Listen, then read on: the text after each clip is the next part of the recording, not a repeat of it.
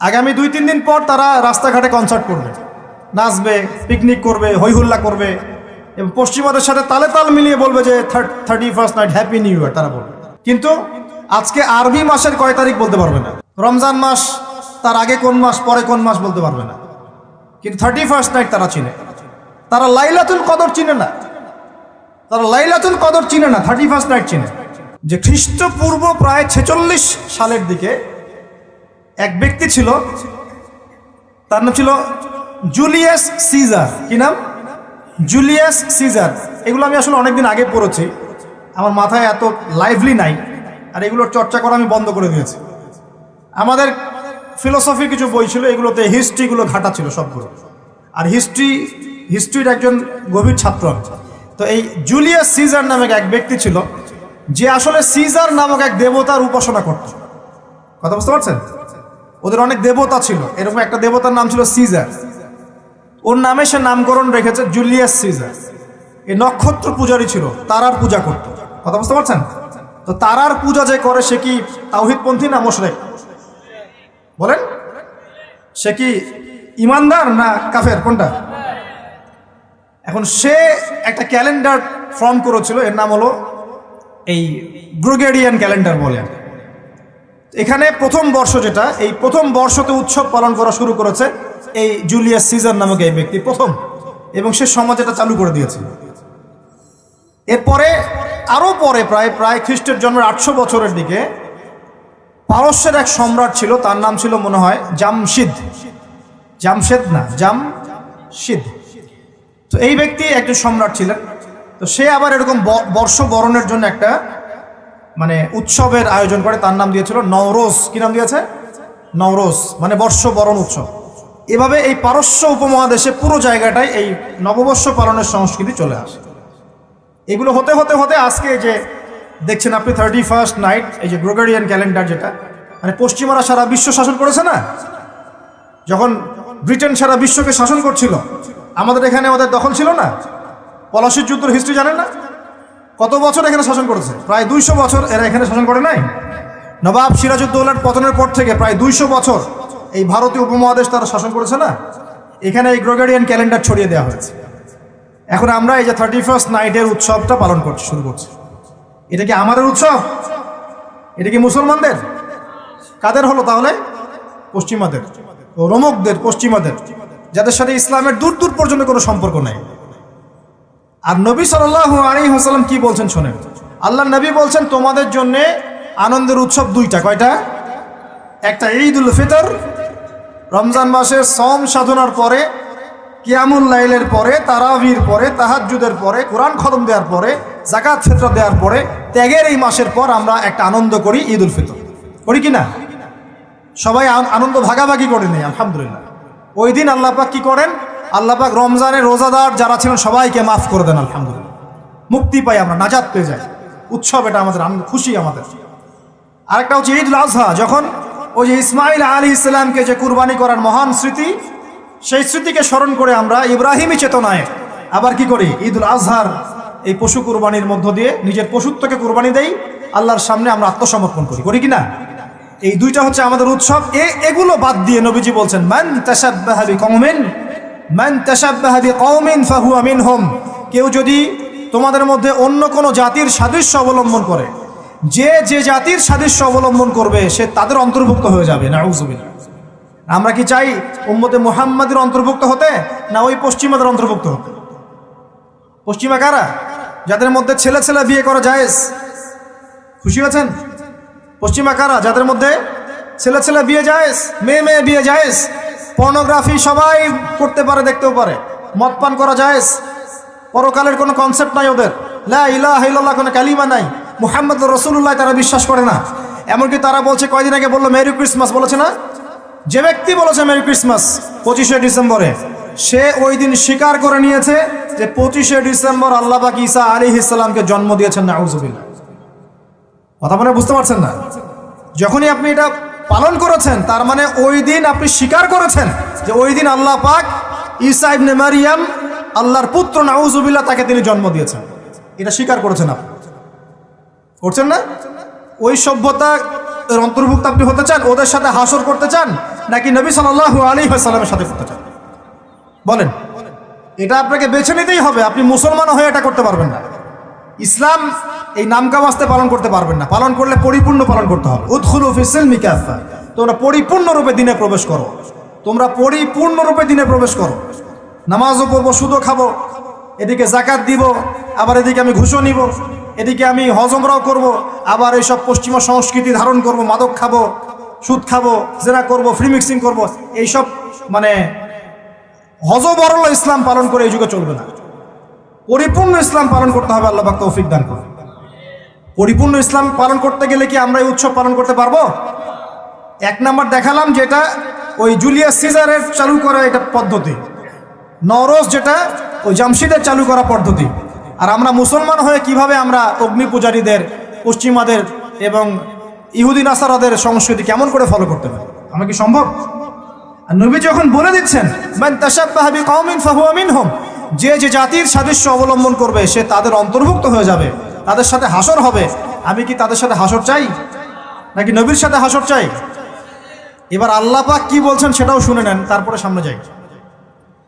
খুব গৌর করে শোনেন। আল্লাহ পাক সূরা মাঈদার 51 নম্বর আয়াতে বলছেন। কত নম্বর আয়াত বলেন? কোন সূরা? সূরা মাঈদার কত নম্বর আয়াত? আয়াতটা ভালো করে হজম করেন। আল্লাহ পাক বলছেন ইয়া আইয়ুহাল্লাযীনা আমানু, হে মুমিনগণ। মুমিন কারা? আমরা মুমিন না? আমরা আল্লাহ বিশ্বাস করি না? ফেরেশতায় বিশ্বাস করি না? আসমানি কিতাবে বিশ্বাস করি না? নবী রাসূলে বিশ্বাস করি কিনা? আমরা পরকালে বিশ্বাস করি? আমরা কি ভাগ্যের ভালো মন্দে বিশ্বাস করি? আলহামদুলিল্লাহ, আমরা মুমিন ইনশাআল্লাহ। বলেন আলহামদুলিল্লাহ। এই মুমিনদেরকে আল্লাহ পাক বলছেন ইয়া আইয়ুহাল্লাযীনা আমানু, হে মুমিনগণ, লা তাত্তাখিযুল ইয়াহুদা ওয়ান নাসারা আউলিয়া, তোমরা ইয়াহুদ এবং নাসারাদেরকে বন্ধুরূপে গ্রহণ করো না। বা'দুহুম আউলিয়াউ বা'দ, তারা একে অপরের বন্ধু। ওয়া মান ইয়াতাওয়াল্লাহুম মিনকুম ফাইন্নাহু মিনহুম, তোমাদের মধ্যে কেউ যদি ওদের দিকে মুখ ফিরায় সে আমাদের অন্তর্ভুক্ত না, তাদের অন্তর্ভুক্ত। ইন্নাল্লাহা লা ইয়াহদিল কওমাজ জালিমিন, আর আল্লাহ পাক এই জালেমদেরকে কখনো হেদায়েত করবেন না।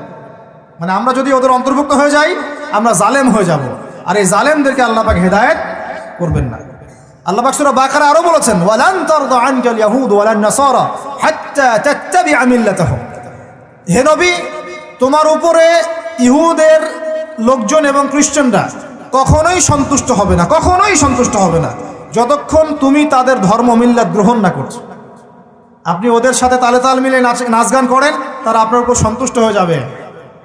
আর আপনি যখন ওদের উপর তালে তাল মিলাবেন না, লা ইলাহা ইল্লাল্লাহ মুহাম্মাদুর রাসূলুল্লাহ থাকবেন, ওরা আপনার উপর সন্তুষ্ট হবে না। আমরা কি দুনিয়াতে ওদের সন্তুষ্টি চাই না আল্লাহর সন্তুষ্টি চাই? যদি আল্লাহর সন্তুষ্টি চাই, নবীর সাথে হাসর করতে চাই, কোন মুসলমান যুবক যুবতী আগামী এই নোংরা অপসংস্কৃতিতে গায়ে গা ভাসাবে না। এই দিনে কোনো কনসার্ট চলবে না, এই দিনে কোনো বেহায়াপনা হবে না, এই দিনকে কেন্দ্র করে কোনো রকমের এই পিকনিক বা ঢাকঢোল পিটানো আর এই যে তোমাদের সাউন্ড বক্সে গান বাজানো কোনো কিছু চলবে না ইনশাআল্লাহ। পারা যাবে? মনে রাখবে এই কাজটা ছোট নয়, করার মধ্য দিয়ে আপনি কুফর করছেন। কুফর, আপনি আল্লাহর নবীর হাদিসকে অস্বীকার করছেন, আল্লাহর কোরআনের আয়াতকে অস্বীকার করছেন, আপনি আল্লাহর দুশমনদের সাথে খুশি পালন করছেন। সুবহানাল্লাহ। আল্লাহর যে দুশমনরা সারা বিশ্বে মুসলিমদের উপর নির্যাতনের স্টিম রোলার চালাচ্ছে, ওদের সাথে তালে তাল মিলিয়ে আপনি বলছেন হ্যাপি নিউ ইয়ার, মাশাআল্লাহ, আস্তাগফিরুল্লাহ, তওবা আস্তাগফিরুল্লাহ, আল্লাহ পাক মাফ করুন। এবার দেখেন, এটা কি আমাদের দেশেরও সংস্কৃতি? এই জিনিসটা কি আমাদের দেশের সংস্কৃতি? বাঙালি ভাষা, বাঙালি জাতি, বাংলা ভাষা আমাদের প্রাণের যে ভাষা এবং দেশ এবং মাতৃভূমি, এদের সাথেও কি এটা সম্পৃক্ত? এদের সাথেও কি এটা যোগসূত্র আছে? এটা ধার করা সংস্কৃতি, কথা ঠিক কিনা? তো ধার করা সংস্কৃতির চর্চা আমরা বাংলার মাটিতে কেন করব? আমাদের বাংলা সংস্কৃতি নাই? আমরা বাঙালি না? আমাদের ভাষা নাই? আমরা ভাষা নিয়ে গর্বিত না? কেন আমরা আমাদের ভাষায়, আমাদের দেশে, আমাদের জমিতে অন্যের সংস্কৃতি এনে ওইসব ভাষার গান আমরা কেন চালু করব? ওইসব ভাষায় আমরা ঢাকঢোল কেন পিটাবো? আমাদের নিজস্ব সংস্কৃতি নাই? আছে কি নাই? এবার আসেন আরেকটা পয়েন্ট দিয়ে শেষ করি এই লেকচারটা। সেটা হলো, একটা বছর যে চলে গেল, একটু মনোযোগ দাও এদিকে। একটা বছর যে চলে গেল, এক বছর চলে যাওয়াতে কি আমার খুশি হওয়া উচিত না কষ্ট পাওয়া উচিত? মনে করেন আপনার 60 বছর হায়াত আছে, বা আমার 60 বছর হায়াত আছে, কথার কথা বলছি। এখন এক একটা বছর যে চলে যাচ্ছে, আমি কি মৃত্যুর দিকে একটু একটু করে আগাচ্ছি না? আপনি আগাচ্ছেন না? কি ভাই কথা বলেন, আগাচ্ছে কি না? তাহলে আমরা একটা বছর চলে যাচ্ছে মানে কি, আমরা একটা একটা করে ধাপ আগাচ্ছি কবরের দিকে। এখন আমার জীবন থেকে 2022 সালটা চলে গেল, তার মানে এক বছরে আমি কতটুকু নামাজ পড়লাম, কতটুকু রোজা রাখলাম, কতটুকু তসবিহ তাহলিল করলাম, কতটুকু দাওয়াতি কাজ করলাম, দিনের জন্য কতটুকু কি করলাম, এইটা ফিকির করা উচিত না আমার? আমার জীবন থেকে একটা বছর চলে গেল মানে আমি কবরের দিকে এক ধাপ এগিয়ে গেলাম। এখন এগিয়ে যাওয়ার খুশিতে আপনি আজকে উৎসব পালন করছেন, আস্তাগফিরুল্লাহ। কি বুদ্ধি মাথায় দেখেন, জীবন থেকে একটা বছর হায়াত কেটে পড়ে গেল, এটাতে সে খুশি হয়েছে এবং খুশি হয়ে সে উৎসব পালন করছে, কনসার্ট করছে, ঢাকঢোল পিটাচ্ছে এবং পিকনিক করছে। কত বুদ্ধি মাথায়! মৃত্যু কাছাকাছি আসলে কি মানুষ খুশি হয় না কষ্ট পায়? মৃত্যু কাছাকাছি আসলে মানুষ কি খুশি হবে নাকি আরো চিন্তা করবে, হায় আফসোস, এক বছর যদি আরো ভালো কাজ করতে পারতাম আরো ভালো হতো? কোনটা বলেন? আফসোস হবে না? অবশ্যই হবে।